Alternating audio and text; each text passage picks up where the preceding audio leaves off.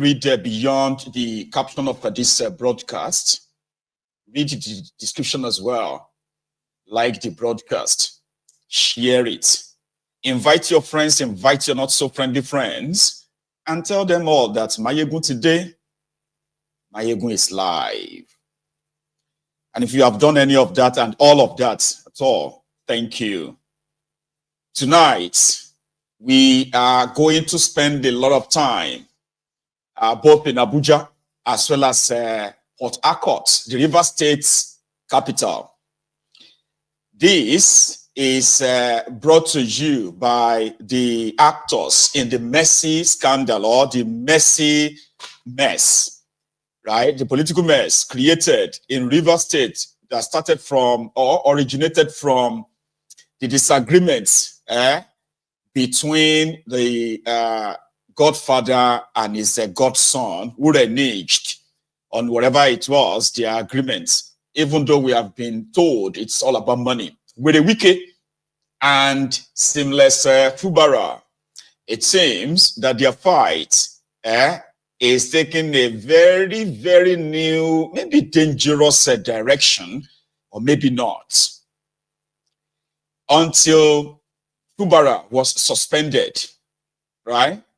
It was considered to be possibly consolidating his own grip, especially after the local government selection that he organized. A lot of people believe that that was it. With Nwaeke's shenanigans, right, was coming to an end, or it has come to an end. Others said Fubara is the nemesis of Nwaeke, and in fact, by the time he is done with Nwaeke, there would likely never be any threat called Nwaeke in the political space of River State again. A lot of people said a lot of things. But what people seem to not realize is the amount of backing. Sure, you get like the amount of kind of like backing that Nwaeke gets from Bajabia Mole, courtesy of the Tifnumbu's benevolence. This particular key seemed to have been like underrated or downplayed by many. Also, the level of compromised institutions that you have in that contraption was also downplayed somehow until the Supreme Court played their joker, which has now plunged the River State into the man-made political crisis. So first, Tifnumbu announced the suspension of an elected governor, his deputy, as well as the State House of Assembly. He gave reasons because he said they couldn't work together. Then everyone condemns it. Well, maybe not everyone. A lot of people condemned it, that it was unconstitutional, it was illegal, it was an impeachable offense, but nobody did anything. So Fubara got suspended, and it's been suspended now for like more than 2 weeks, is it? Until yesterday. A man called George what's his name again? Nwaeke, I think it's called Nwaeke. That's his name. It's supposed to the head of service in River State, right? Broke the news yesterday. And what happened? Well, the Nwaeke's men seem to have another trick up their sleeves. And it is if Fubara enjoys immunity from prosecution or arrest, maybe, there are others that don't have similar privilege. So maybe if we start picking them up and then you start nakeding him like that until he's eventually kicked out. Nobody knows what the end goal is on this. But yesterday, the supposed head of service, right, resigned. And immediately he resigned, he was ferried straight to Abuja. And from there into an hotel, which has now been confirmed as an Icon Hilton Hotel, Abuja. Was ferried to Abuja straight up, lodged in an hotel with I don't know if media houses were invited into the room or they just brought their own camera and to give us, the rest of the supposed expose on Fubara. So this man said he was present where Fubara took some decisions, some actions, including sharing of some money when this their messy palaver started. Then he went on to talk about how, his conscience, would not let him continue to live by himself without exposing this and that. But unfortunately, this is another trick that a lot of people are trying to kind of like understand. Okay, I'm going to show you that. In the room where this guy, right, was supposedly reading a prepared script, right, talking about how and what Fubara did in the course of no House of Assembly, right? And the money he stole as well, right? So all of this was like all prepared, a script for him to read. And just in that, you can call it behind the scene, okay? You could hear people telling him that just read what we gave to you. Just read it according to the way it is there. Just go ahead and read it like that.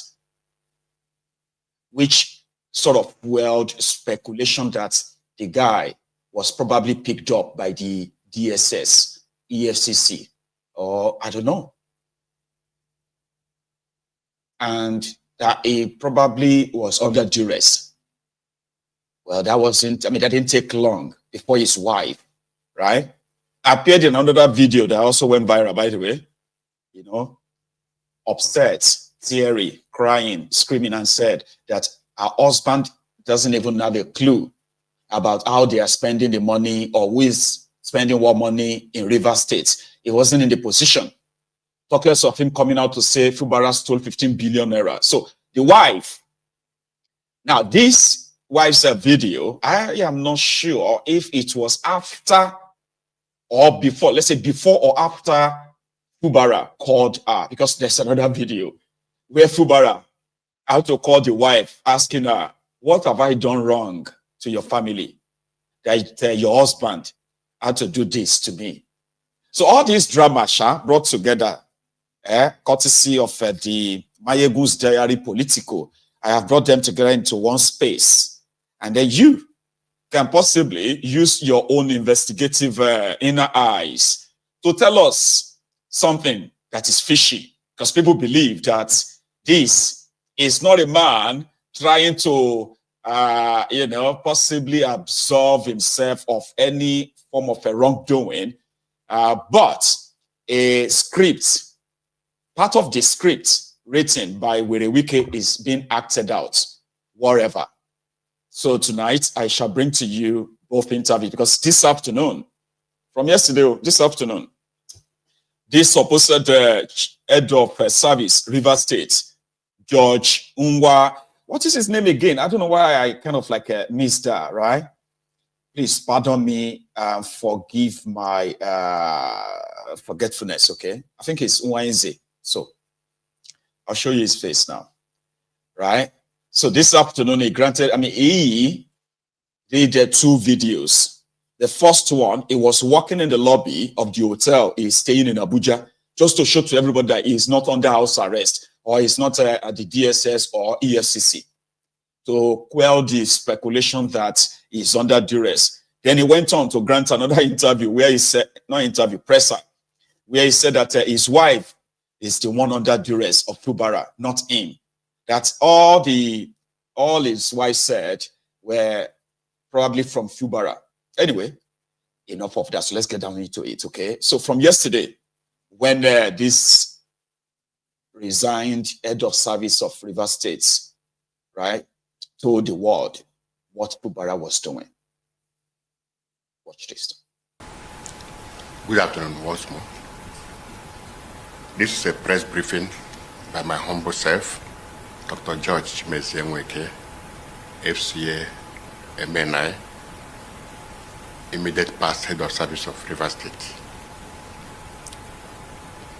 My dear people of Rivers State, it is with humility and every sense of responsibility and a sense of patriotism that I stand to address you today as your former head of service and someone who served from my heart.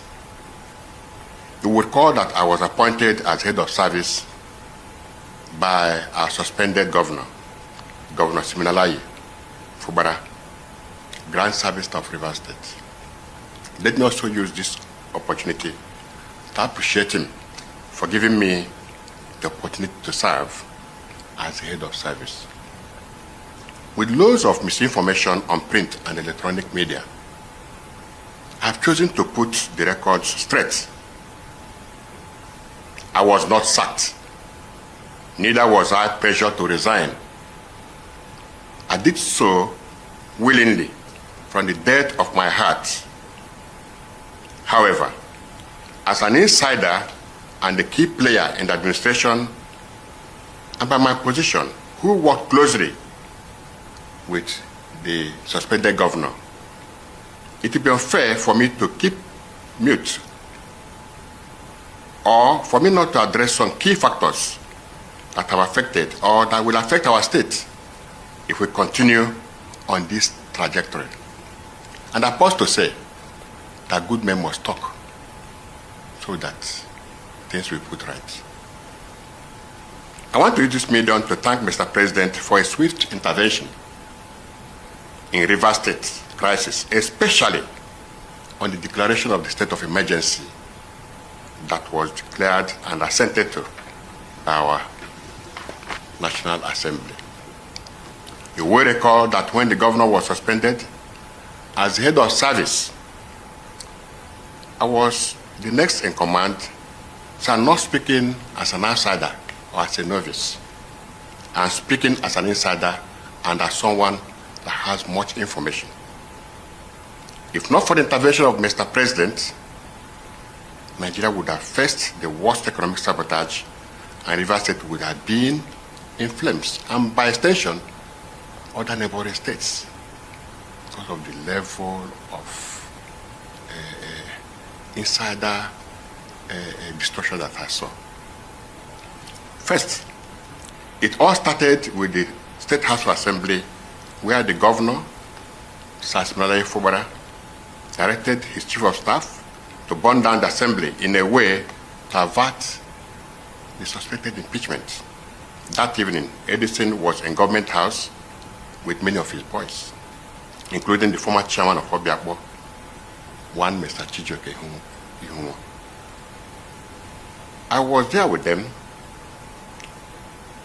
when a bag of money was handed over to Edison for that operation, though I did not actually know what it was meant for or the amount inside. I want to tell Rivers people today, the House Assembly was complex. In Moscow Road was clearly brought down by the do of Edison and some of his cohorts. Under the instruction of the sitting governor then, I challenged them to an open confrontation, and this will make us to throw more light on this. A day after that incident, I almost resigned, but I was very scared because I know the power of a sitting governor. And he knew that I'm aware of the whole plan and that I am discomforted with the unconscionable acts and deliberate posture of innocence and mien of a sheep. Another attempt was also made to destroy the residential quarters of the House Assembly members, if not for the press conference that was made there by Rivers youths, Rivers elders, and National Assembly members. That would have been another barbaric demolition in Rivers State. I came to realize that they actually wanted to demolish that second building because after some weeks, the governor personally told me, a couple of others, that he knew that if he knew early, he would have gone to pull down their hall before visiting the residential quarters of the assembly, and that he didn't actually know what they had, that they had such a beautiful hall where they are using now for sitting. I was so shocked. rude shops. And I asked myself, how could a man that wants to lead his people be destroying his state's assets and wasting public funds in a needless ego fight? Thirdly, I want to advise some key stakeholders who have condemned the state of emergency made by the President and confirmed by the National Assembly to retract their statements. They are speaking from points of ignorance. I also understand that they are only seeing the surface. Yes. If they had knowledge, they will even be commending Mr. President even openly. If the President did not take proactive steps, no one knows who would have been affected by the sinister plans that we are cooking. While I thank Mr. President for the state of emergency that was declared in Rivers State for a period of 6 months, I will plead with him not to give up on Rivers State affairs because a lot is going on there with Governor Fubara. One of the factors that got me removed was when Governor Fubara told me that they will use the judge to decide who will become the next president of Nigeria. And I asked him, how will that work? Is it by votes or by what means? I'm still worried. I'm still worried.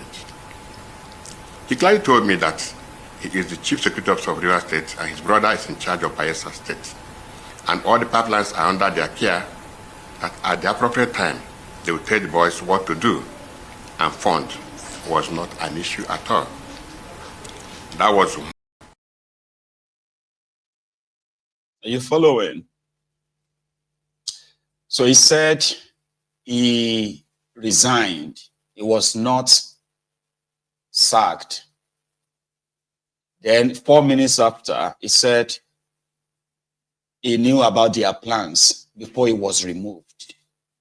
Okay? So that's kind of like a two contradictory statements there. Then he said something about that he was worried because Fubara told him, right, that Rivers State will determine the next president or something like that. I want you to listen to the rest of it, okay, before we make our own sort of like break it down. Please watch this. That was when he made that statement in his public function that, and I quote, I will tell the boys what to do at the appropriate time. Deep down in me, I knew that something was up, and perhaps the time was near. He boasted to be the David that will bring down the Goliath of Rivers State. That he has the backing of the cream de la cream in the state, the likes of our former governor, Dr. Peter Odele, and family promised to use their contacts in the judiciary, including some members of the University Council, to break new grounds for him. The plan was to start from just-speaking areas to destroy oil facilities, to remove attention from the job and make it have a statewide look. The Goni, Oyibo, and other areas were to be bombed first before the Jozons. This would have brought down the government of President Tinubu and usher in a new president from the coalition of political parties with a vice president, possibly himself, as he was boasting. The media was recaptured by paying heavily for airtime and retaining the social media influencers and known social critics in their payroll. I'm not aware of what this revelation means, but I'm doing this to free my conscience and warn those innocent persons that are used to sway public sentiment that there is more than meets the eyes in the Rivers matter. Sometime I sleep over in government house, it has started becoming very uncomfortable when Governor Bala Muhammad and some other stakeholders started several natural visits to Rivers State. I recall that one of such visits, he told me that he will support Bala Mohammed for president or any other northerner. That discussion is still ongoing, I'm very sure. I was not bothered about who he supports or not. I was more concerned about the quantum of state resources that were being released to these visitors at each of those unwanted visits. Let me draw the attention of Nigeria Labour Congress to call the chairman of the Rivers State chapter to order to avoid politicizing labor. I am